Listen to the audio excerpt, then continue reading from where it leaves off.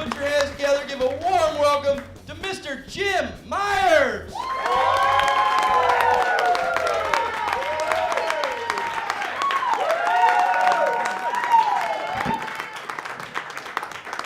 How are you guys? So a little bit about me. I am very tall. I'm 6'7". Oftentimes I'm asked by women out at bars, how tall are you? And I want to respond in a way that's like witty or charming, but I never really, think of anything. This one time though, this girl was like, how tall are you? I was like, well, how tall do you think I am? She's like, 6 foot sexy. And I was like, yeah. And then I thought, like, if I had said that, it would not go over as well. I would be 6 foot sleeping alone. I have a quick question. Like, how do women describe sex in like an offensive way? Because as guys, we can say things like, "Oh, I nailed her," or "We slammed," or "smashed." Like, what's the equivalent for women? Sheathed? I holstered that dick. Didn't see daylight for days. So sexism and gender inequality are problems. Fortunately, I'm a comedian. I have the solution. So you guys know those short shorts, booty shorts that say things like sexy or juicy on the back of them? So here, we're just gonna take those and replace them with interesting factoids about feminism. Because, like, as guys, we're gonna look, we might as well be educated when we do. So, like, the commercial for these things is you have the model, she's wearing the product, she's walking by, and we have a stereotypical douchebag cat calling her. I'm thinking Robin Thicke if we can book him. And he's sitting there going, hey girl, what's up? Hey, your booty looks, huh. The wage gap is nearly 20%.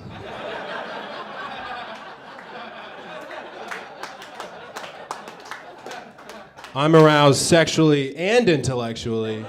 And then that's when the slogan pops up, it's scope the booty but respect the cutie. So this is like part of a larger scheme, right, of like guerrilla education tactics. So like rap has a lot of misogynistic lyrics in it, right? So we just insert some feminism into that. So Eminem would be like, his palms are sweaty, knees weak, arms are heavy, there's vomit on his sweater already, mom's spaghetti, the dad made, because it doesn't adhere to traditional gender norms. He's nervous, but on the surface he looks calm and ready to drop bombs, but he keeps on forgetting that 60% of sexual assaults go unreported.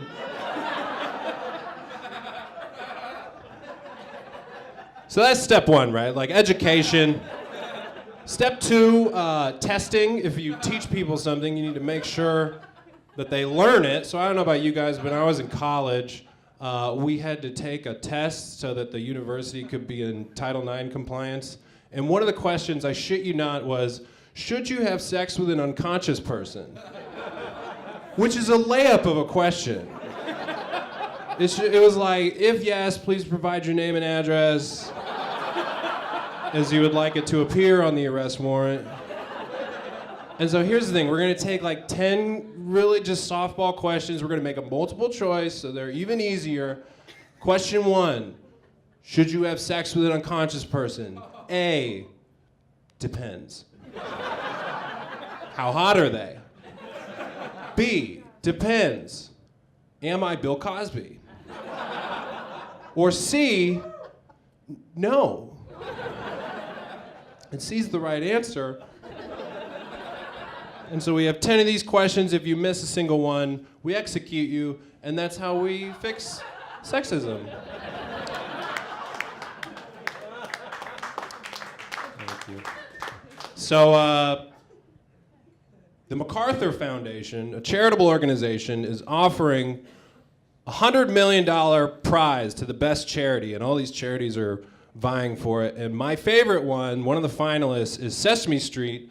And what they plan to do is go to Syrian refugee camps and do Sesame Street for the kids, which is like great. Like childhood education is perhaps the purest endeavor we can embark upon. My only question is, like, where are they going to find the Muppeteers for this thing? Like, you have to be so talented. Like, the job poster is going to be like wanted, like unflappable badass, comfortable in a military situation, also huggable,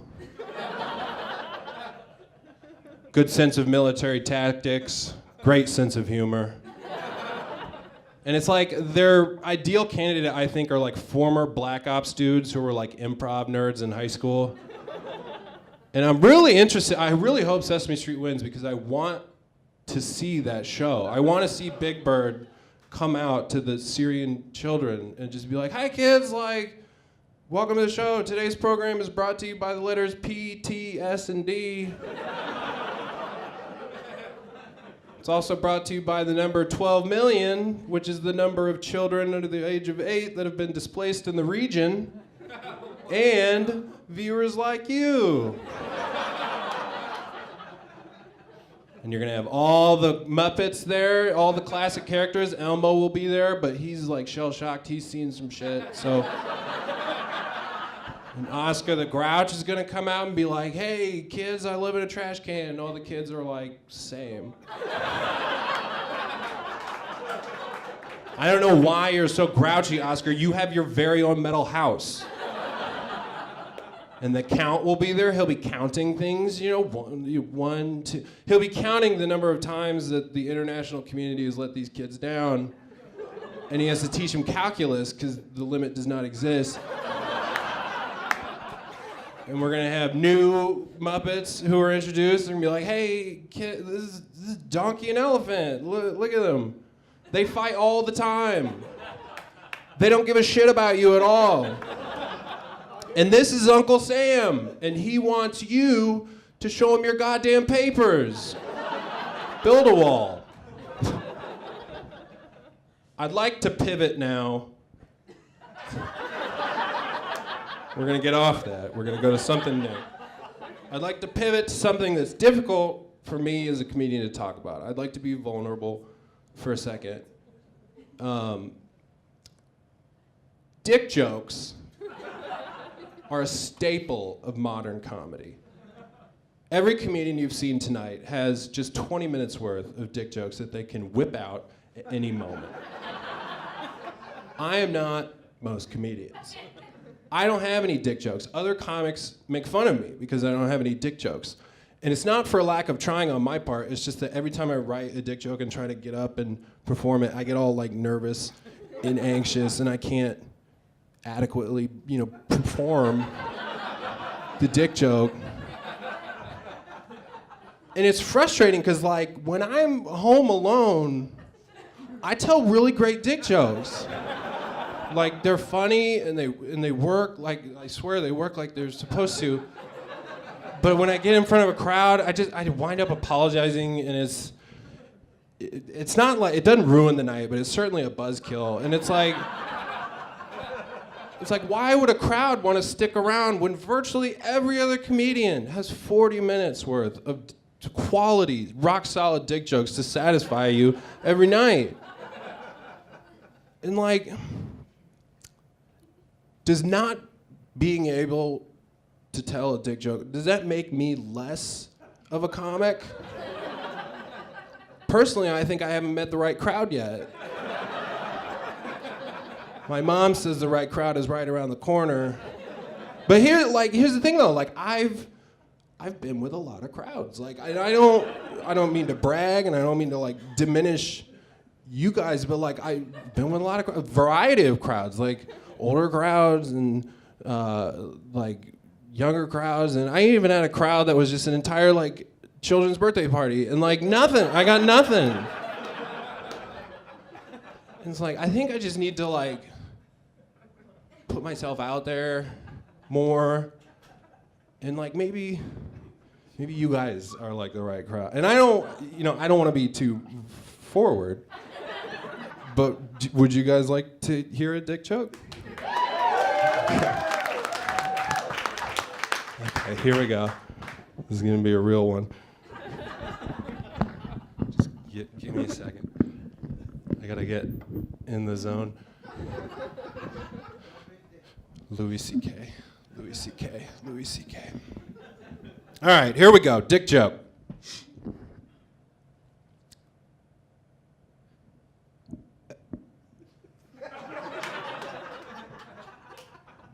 My dick is so like bell curve, right? Like you guys know what a bell curve. And I don't want to get like too political or anything, but like my dick is.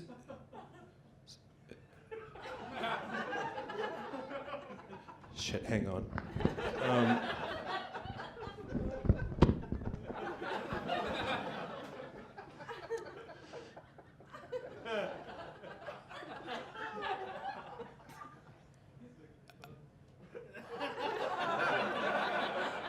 You know what? I don't think this is gonna happen tonight. Let's just move on to the next joke. I'm sorry. All right. Do you guys know what a Kubaton is? So a Kubaton is like a little 6-inch stabby thing that's sort of rounded at the end, and some women carry it around to like ward off potential attackers. And so back in college, I was walking home with a friend of mine, and she had a Kubaton on her keychain, and I look at it, and I was like, I don't think that that's a good enough deterrent, right? Like if somebody's diseased enough in the mind to like want to attack you, I don't think that that's necessarily going to hold them off. So I told her this, and she thinks about it, and she goes, okay, well, pretend to rape me. And I was like, get this, no. She's like, no, I'm serious, like, just pretend to attack me. I was like, no means no. And she's like, I'm serious, you really got me thinking about this. I really need to see if this thing works. And I said, okay, if it will give you a peace of mind, I will pretend to attack you. So the plan was simple, right? I was just gonna walk towards her, she stabbed me once with a Kubaton, and we would see if it hurt. Nothing could possibly go wrong. And so I start walking towards her like the most nonchalant, half-ass rapist on the planet. Just like, you better not consent or whatever.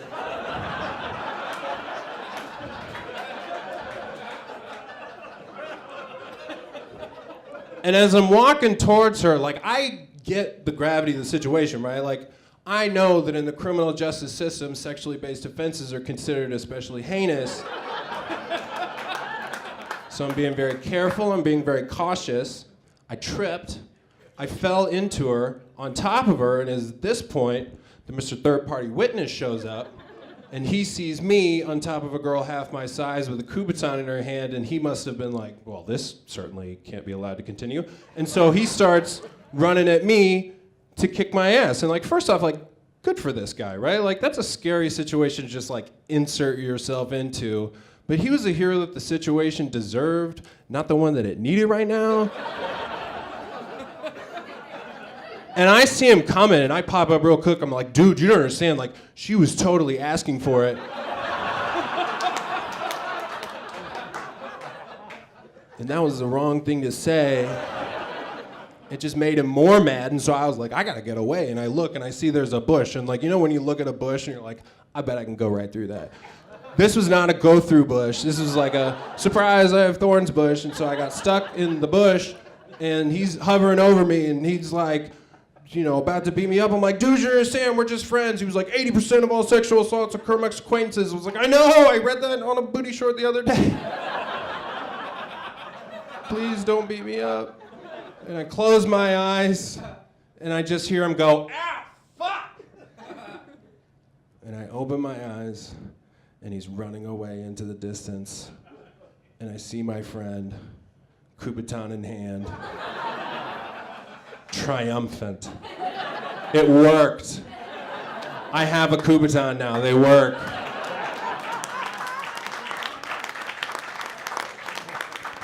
And here's the thing, like, I know we all feel bad for that guy, but he's not a victim. He's a survivor. And thank you guys for coming out. That is my time. Thank you very much.